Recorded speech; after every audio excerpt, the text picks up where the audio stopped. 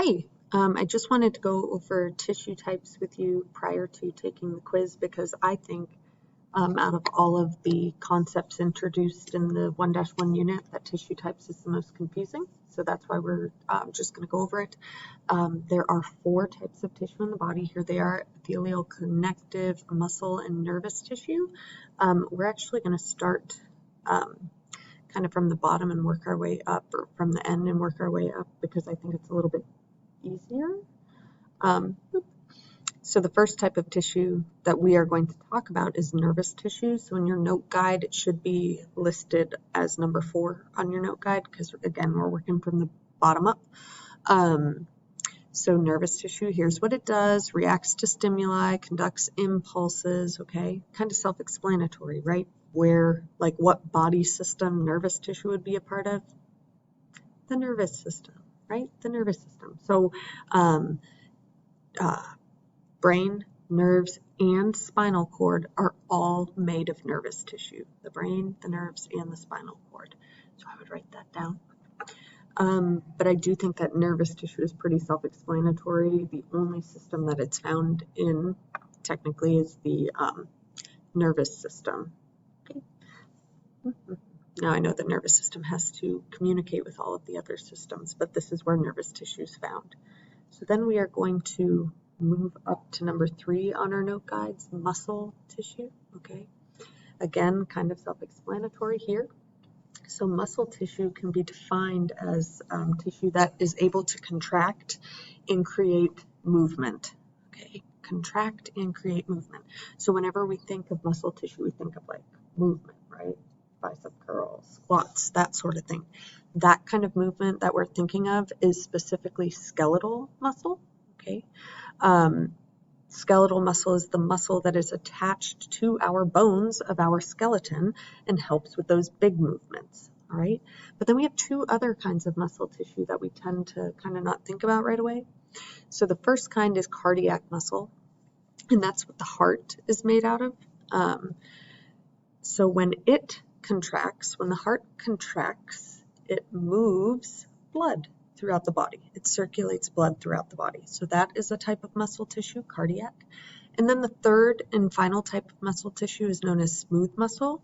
The reason it's called smooth muscle is because under a microscope, it looks smooth. And this word here, non-striated. So striated, that you see in cardiac and skeletal muscle, is essentially a stripy appearance that shows up when you look at that tissue under a microscope. We'll learn why in our muscular unit. But that's why it's called smooth muscle, because it looks smooth, okay, the tissue itself. Smooth muscle provides movement as well in different body systems. And so an example would be our digestive system. So after I take a bite of my cheeseburger and I swallow it, it moves down my esophagus, right? And then it gets into my stomach, and the stomach churns that food up, helps to break it down, and then it moves through the small intestine, large intestine, okay, until it escapes my body. And so all of those structures of the digestive system are actually made of smooth muscle, because that's how the food moves. So those muscles contract, and then the food is what is being moved. So these words that you are seeing, like involuntary and voluntary. So what voluntary means for skeletal muscle, we are making a choice to utilize that muscle. We are voluntarily using that muscle. So like when I ask a question in class, your hand doesn't just automatically shoot up. You have to decide whether you are going to raise your hand or not. That is a movement that you are in charge of. It doesn't just happen. So all skeletal muscle is voluntary. Cardiac and smooth are involuntary, which means the contraction just happens. We don't actually have to pay conscious thought to it. Thank goodness, right? Because if our cardiac muscle were voluntary, every time we would fall asleep, we would what? We would die, because we wouldn't be thinking about making sure that heart is contracting. So that's what those terms mean, involuntary and voluntary. Okay. we're going to then go up to tissue type number 2, which is connective tissue. So think of connective tissue as tissue that connects something to something else or connects some organs together. So adipose is the first kind, that's essentially fat tissue. And then cartilage, tendons, ligaments are all considered a type of connective tissue. So the little question, like right above my head, it says, what body systems are composed of connective tissue? Well, think about those words, cartilage, tendon, ligaments.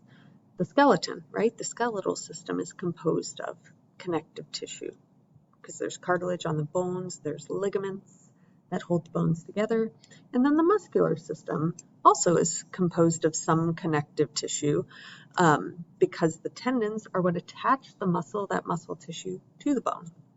So connective tissue, again, just think of it as it connects a couple things together.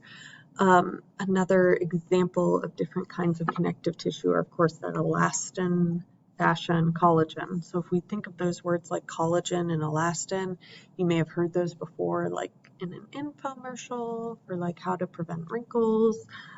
So those two types of connective tissue are actually found in the second layer of skin as well. So they're in the integumentary system too. Okay. Now moving on up to the one that I think is the most confusing, and that's epithelial tissue. So under number 1, you're going to write epithelial, and then A, you're going to write skin, okay? And B, you're going to write membrane, okay? So when you think of epithelial tissue, I want you to think of protection. Epithelial tissue is designed to help protect us. So think of the skin, okay? Our outer layer of skin is comprised of epithelial tissue. And its primary job, it is our first line of defense or protection against germs and stuff from the outside world to prevent it from getting in, okay? And then membranes. Membranes here is a type of epithelial tissue that protects, again, and usually it secretes a fluid so that it allows for like less friction during movement, and I'll explain that in a little bit. But the two types of membranes that in the Unit 1-1 we were wanting to focus on were mucous membranes and then synovial membranes. And serous membranes we talk about in Unit 2-2, but here are, or excuse me, 1-2. So here is mucous and synovial membranes, okay? And then you'll see in the green box, these are the ones that we already learned in class together for Unit 1-2. But we'll talk about the first two. So mucous membrane is a type of epithelial tissue because it's a membrane, which is epithelial, that lines parts of the inside of the body that are going to come in contact with something from the outside. So what do I mean by that? So when I take a deep breath in, I am pulling air from the outside environment into my body so that I can breathe, right? So the lining of my respiratory system is covered in this mucous membrane to help protect me from those things from the outside environment that I am pulling in. So now we just talked about the digestive system when we were talking about smooth muscle. Yeah, those structures like the esophagus, the stomach, the intestines, those are made of smooth muscle, but the inside of those structures, those hollow structures, are lined with mucous membrane because anytime I take a bite of food, I am bringing something from the outside environment now into my body. So it's protecting me. So again, epithelial tissue, think protection. And then we have these things called synovial membranes. So anywhere in our body where we have joints, like in our skeletal system where we have joints, the bones are connected to each other with ligaments, and then there's like a fibrous connective tissue capsule that surrounds the joint, called the joint capsule. You might have heard that before. On the inner surface of joint capsules within our body is this stuff called synovial membrane. And what it is it's epithelial tissue that lines the inside of that fibrous joint capsule that secretes a fluid called synovial fluid.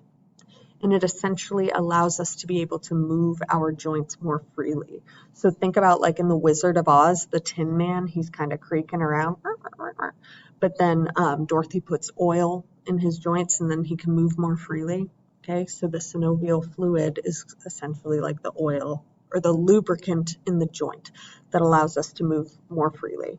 So this image here just shows mucous membrane over here, what it's lining, okay? And then this is synovial membrane here, how it creates that fluid that helps us to move more freely, okay? That fluid helps to protect the joint capsule so there's not a lot of wearing down of the joint. So anyway, I hope that was helpful, and good luck with your quiz and good luck with studying the test tomorrow.